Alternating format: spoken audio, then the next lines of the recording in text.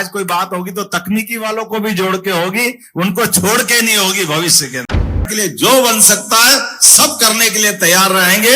बाल बराबर भी हमारी सरकार की प्रतिबद्धता पीछे नहीं रहने वाली है।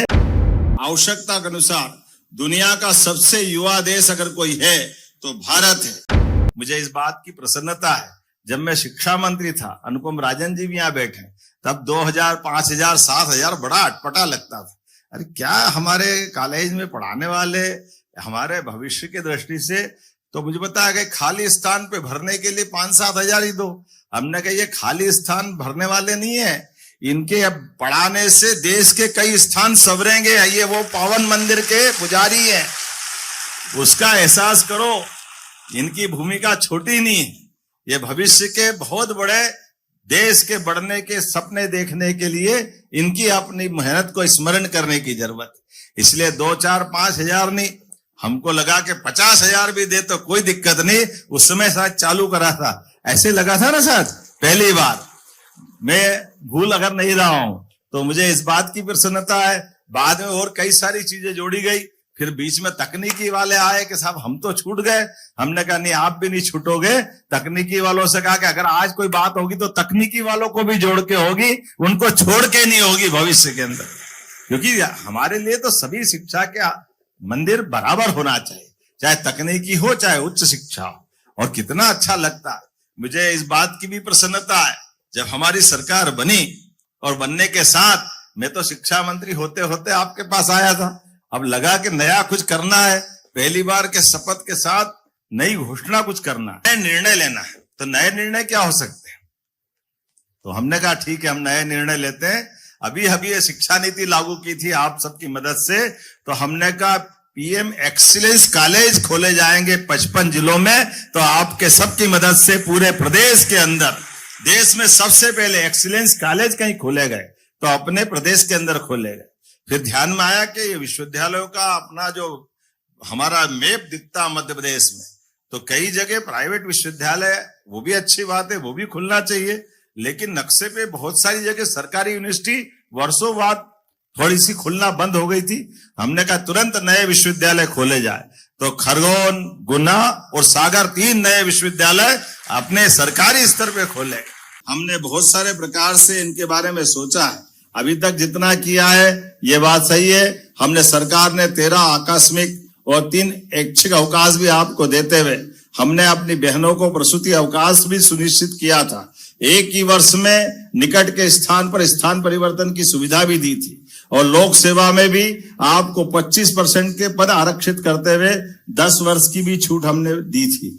मुझे इस बात की प्रसन्नता भी है कि 2022 में 117, 2024 में 48 अतिथि विद्वान नियुक्त किए जा चुके हैं। लेकिन ये बात भी सही है कि फॉलन आउट में हमारे अतिथि विद्वान को 2 माह का अवसर पुनः दे करके उनको कार्य में जोड़ने का प्रयास किया। जब हम अपने आप मित्रों के बीच परिवार की तरह बैठे तो आप अपनी तरफ से समिति बनाते हुए कौन कौन से देश की आप समिति, हरियाणा का मॉडल हो तो हरियाणा का, जो लगाना हो आप समिति के माध्यम से लगाएं, सरकार आपके साथ रहेगी। तो मेरी अपनी ओर से माननीय मंत्री जी से मैंने कमिटमेंट ले लिया है। इनने कहा हमारा मॉडल सबसे अच्छा होगा, किसी राज्य ने किया उनकी अच्छाई भी लेंगे, लेकिन कुल मिलाकर के जिस कमिटमेंट के आधार पर हम बैठे, यह भरोसा हमारा आपका कायम रहेगा। ये इतना बात बोलते हुए एक बार मैं फिर आपकी ये इस मॉडल के आधार पर, लेकिन फिर दोहराना चाहूंगा, हमारी पवित्रता के साथ प्रतिबद्धता के बलबूते पर हमारे इस पूरे वर्ग के लिए, कल्याण के लिए जो बन सकता है सब करने के लिए तैयार रहेंगे। बाल बराबर भी हमारी सरकार की प्रतिबद्धता पीछे नहीं रहने वाली है। हमने कहा कि वित्तीय व्यवस्था में भी सारे बजट में सारे विभाग को काम बढ़ा रहा है, लेकिन आर्थिक रूप से भी अगर सबसे अच्छा ध्यान कहीं दे रहे हैं तो उच्च शिक्षा विभाग और तकनीकी शिक्षा पे दे रहे हैं। इसमें हमारी तरफ से कोई कमी नहीं। हमारे लिए ये बात सही है कि हमारे अपने यहाँ और बहुत काम करने की आवश्यकता है। तो स्कूल एजुकेशन में भी सांदीपनि विद्यालय, आपके यहाँ एक्सीलेंस कॉलेज और सभी प्रकार की व्यवस्थाओं के साथ, और मुझे इस बात की प्रसन्नता भी है, आप सबकी मेहनत के भरोसे से जब हम लोग शिक्षा मंत्री करके आए थे तब आपके यहाँ हमारा राष्ट्रीय सकल पंजीयक दर में 5-6 अंक का अंतर था। मुझे इस बात की प्रसन्नता है, आज हमारा जीआर राष्ट्रीय औसत से भी अच्छा जा रहा है। ये आपकी सबकी मेहनत और वर्तमान की व्यवस्थाओं में सरकार की इस भावना के आधार पर, और यही हमारा स्कूल एजुकेशन में भी हुआ है। आज वहां पर भी ड्रॉप आउट 0 की तरफ हम बढ़े हैं। अपने स्कूल एजुकेशन में भी ये हमारी अपनी सरकार के काम करने का तरीका भी। जब मैं आपसे बात कर रहा हूं, सच में आज के इस अवसर पर जब आपसे बात कर रहे हैं तो आप केवल किताबी ज्ञान तक बात नहीं बनेगी। अब नवाचार, संवेदनाएं, नैतिक मूल्यों के आधार पर हमारे राज्य की अपनी शिक्षा व्यवस्था के भरोसे से देश भर में बहुत सारी संभावनाएं जिसपे हम ठोस तरीके से आगे बढ़ रहे हैं।